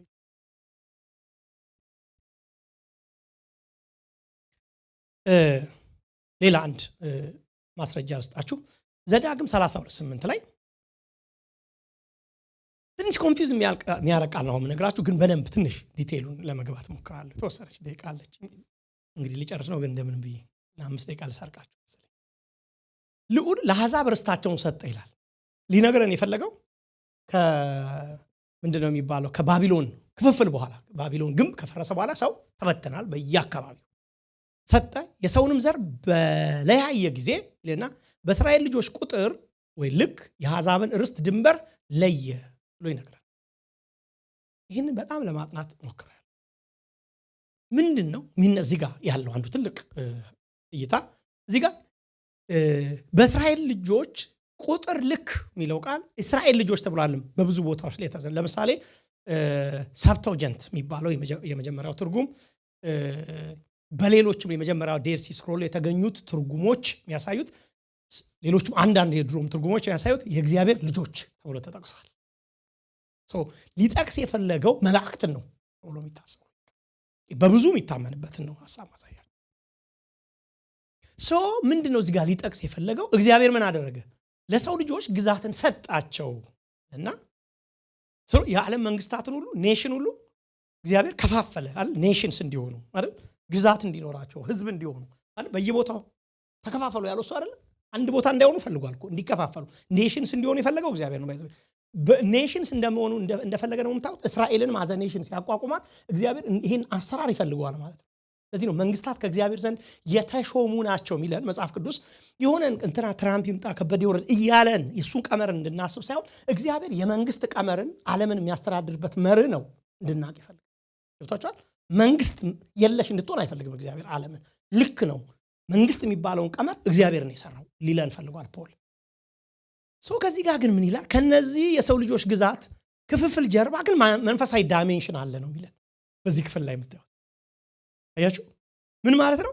ከነኚህ የፊዚካል የሆነው መንግስታት ወይ ደግሞ ኢምፓየሮች ክፍፍል ጀርባቸው መንፈሳዊ አካላትን ይሾማል እግዚአብሔር የሚል ግልጽ ነገር ሆኗል።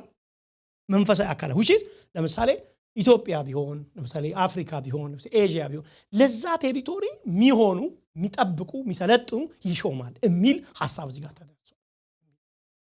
የሰው ልጆች የሚለው ክፍል ከዛ ጌታ ማኑ ስለሆነ ለምሳሌ አንድ ሰው የጻፈው ቃል ስለዚህ ቃል ላይ ቆሞ የጻፈው ቃል this implies that the most high which is God allocated the nations to lesser divine beings ላነሱ ዲቫይን ለሆኑ ቢንግስ ምን ይሰጣቸዋል? ቴሪቶሪዎች ቅድም የተጠቀሱትን ይሰጣቸዋል ብሎ ተርጉሞታል። እቺ በጣም የታወቀ ሰው። አንድ ሰው ደግሞ nations are not just political they are spiritual influence behind them አንድ ኔሽን ፖለቲካ ብቻ ነው አለኛ። አንድ ኔሽን አንድ የፖለቲካ ክፍል ነው። አንድ የፖለቲካ ቀመርን የሚያምን አገር ነው አለኛ። ግን ከዳንኤል መጽሐፍ ኮንቴክስት እና ከሌሎች መጽሐፍቶች ጋር ስናገናኘው ግን ብቻ አይደለም። ከዛ ጀርባ ሌላ ስፒሪቹዋል ኢንፍሉዌንስም እንዳለ እንድንረዳ። ለዚህ ነው አንዳንድ ቦታዎች ላይ ለምሳሌ ልስጣችሁ። አንዳንድ ትክክለኛ አዲስ ኪዳናዊም ነው። እስቲ ላሳያችሁ። ምክንያቱም አንድ ነገር በደንብ ውስጡን ስናየው በደንብ የሚገባ። ለምሳሌ ሉቃስ 4:5 ላይ ከዚያም ዲያብሎስ ወደ አንድ ከፍታ አውጥቶ የዓለምን መንግስታት ሁሉ አሳየው ለኢየሱስ እንዲህ ማለት የእነዚህ መንግስታት ስልጣን፣ ክብር ለኔ ተሰጥቶኛል ይላል። ገብቷችሁ? አሁን ስለማን ነው እያወራ ያለው? መንግስታት ስለነኚህ መንግስታት የነኚህ መንግስታት ስልጣን፣ ክብር ለኔ ተሰጥቶኛል ሲለው ማንን ነው አሁን እዛ ጋር የነበረውን መንግስት የሚያሳየው? ሮምን ነው የሚያሳየው። ገብቷችሁ? ሊያይ የሚችለው እዛ መንግስትን አሁን ሮም ነች የዓለም ኢምፓየር። በዛን ሳለ መንግስታት የሚባለው ሮም ነች መንግስት። ስለዚህ አሁን አንድ ጊዜ መንግስታት ሲባል አሁን በአሁኑ መንግስታት ነው እኛ አምሯችን ያሰው። የሰዓቱ ግን የመንግስት ሮም ነች ኢምፓየሯ ተሰጥቶኛል እያለው ነው። ሃይራርኪውን ሊያነሳ ይችል ይሆናል። ግን አያችሁ ቢሃይንድ ዳት ግን ሴት አለው እያለው አንድ እሱ ነው። ማርቆስ 5:9 ላይ ኢየሱስ ክርስቶስ አንድ ሌጊዮን የተባለ መንፈስ ስም ማን ነው ብሎ ጠየቀው። ሌጊዮን ማለት ባይዘው 6000 የሮም ኢምፓየር የሮም አንድ ክፍለ ጦር ሌጊዮን ነው ስሙ ራሱ። እንዴት ነው የሚያስተዳድሩት? አንድ ክፍለ ጦርን ለአንድ ከተማ አንድ ክፍለ ጦር ለአንድ ከተማ ያደርጉና ወይ ደግሞ ለአንድ ሪጅን ያደርጉና 6 ሲከፍለው እንደዛ ነበር ሮማውያኖስ ያስተዳድሩ የነበሩት። ታምናላችሁ ሰይጣን እሱን እንደወሰደ ኮፒ እንዳደረገ? ሊተራሊ ያንን ወሰደ ማለት ነው ሰይጣን። ከዛ ብዙ ነውና ስሜ ሌጊዮን ነው አለው። ከዛ ከሀገር እንዳይወጣቸው አጥብቆ ለመነው። ከዚህ ሀገር ምን ቸገረው ሰይጣን? ውጣኔ የተባለው ሌላ ሀገር አይሰራም። ቴሪቶሪያል ለዛ ሪጅን የተመደበ ገብቷችሁ?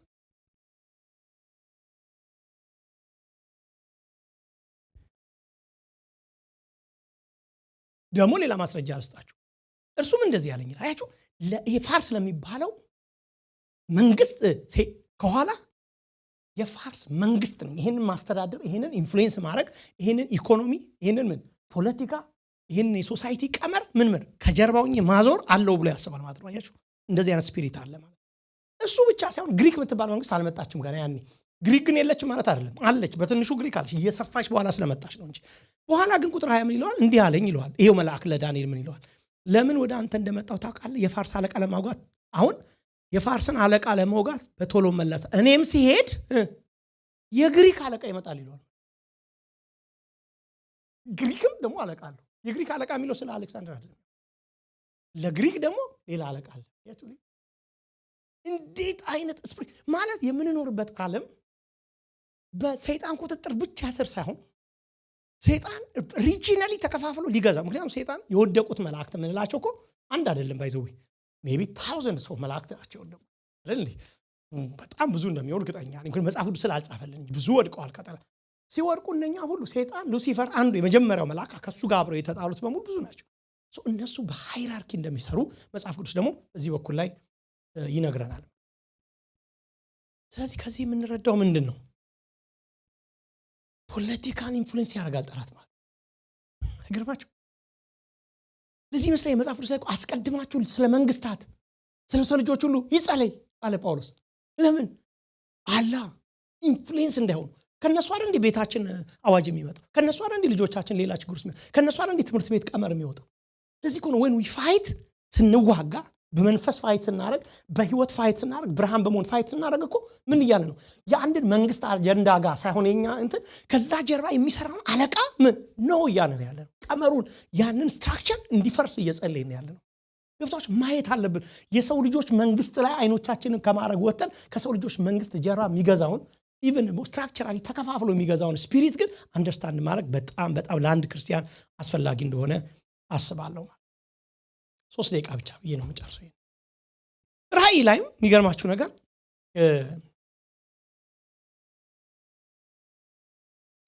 ምዕራፍ 14 ቁጥር 8 ላይ ሌላ መልአክ ይላል፣ ሌላም ሁለተኛ መልአክ አሕዛብ ሁሉ በዝሙቷ ቁጣ ወይን ጠጅ ያጠጣች ታላቂቱ ባቢሎን ወደቀች እያለ ተከተለው ይላል። ራእይ ላይ በደንብ ስለምናየው ወደፊት ባቢሎንን ታላቂቷ ባቢሎን ወደቀች ብሎ ሲል ነው የሚታዩት። መጨረሻ ላይ ባቢሎን በእርግጥ ታላቂቷ ባቢሎን ብላ እዚህ የተጠቀሰችው ባቢሎንን ብቻ ለማሳየት አይደለም። ያንን ሲስተም ያንን ኮራፕትድ የሆነውን የግሎባል ሲስተም እግዚአብሔር ባቢሎን ብሎ በኋላ ላይ በደንብ ወደፊት ስለምናየው ማለት ያ ሲስተም ከዛ በኋላ እንደዚህ ያደረገችው አመጿን፣ ዝሙቷን፣ ኃጢአቷን፣ ክፋቷን፣ ደም አፍሳሽነት ሁሉ ይጠቅሷል ማለት ነው።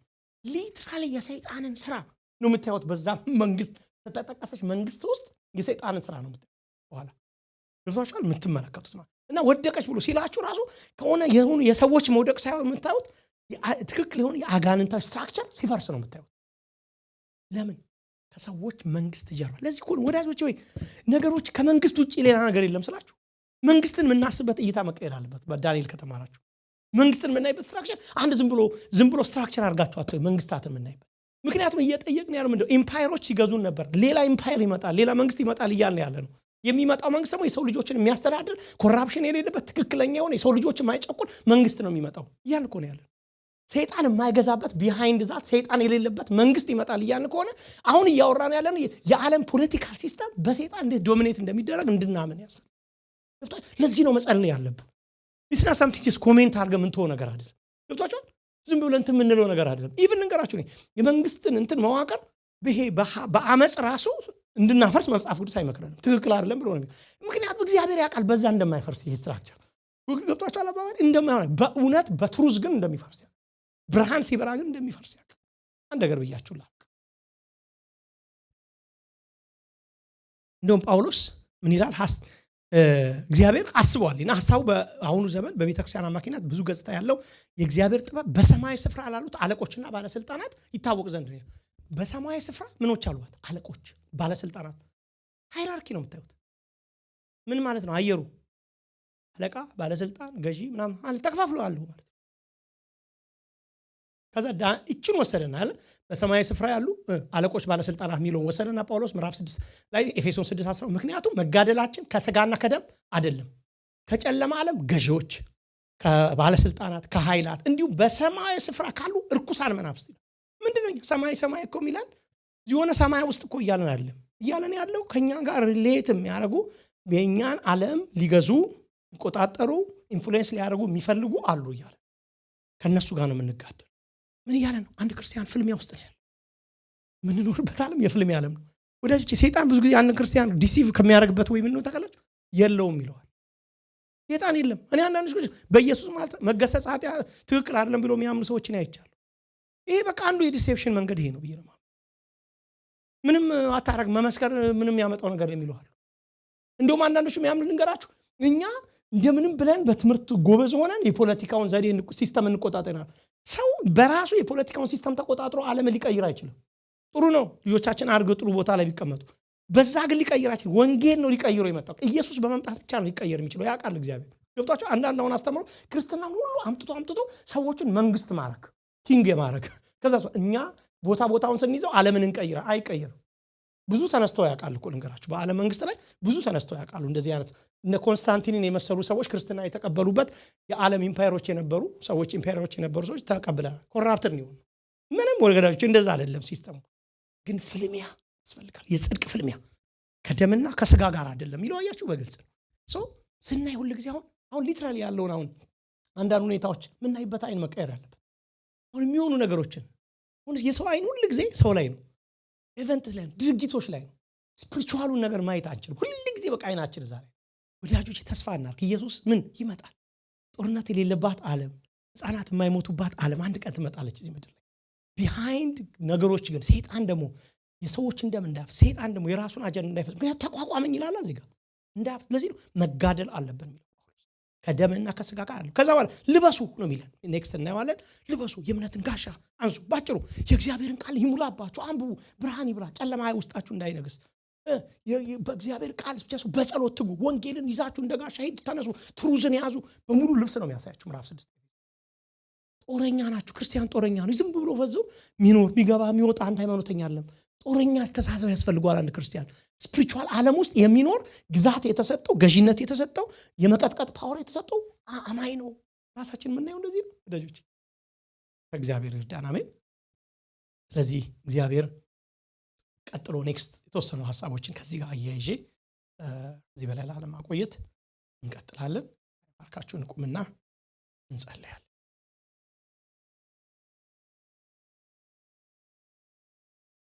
መጋደላችን ከደምና ከስጋ ጋር አይደለም። ከአለቆች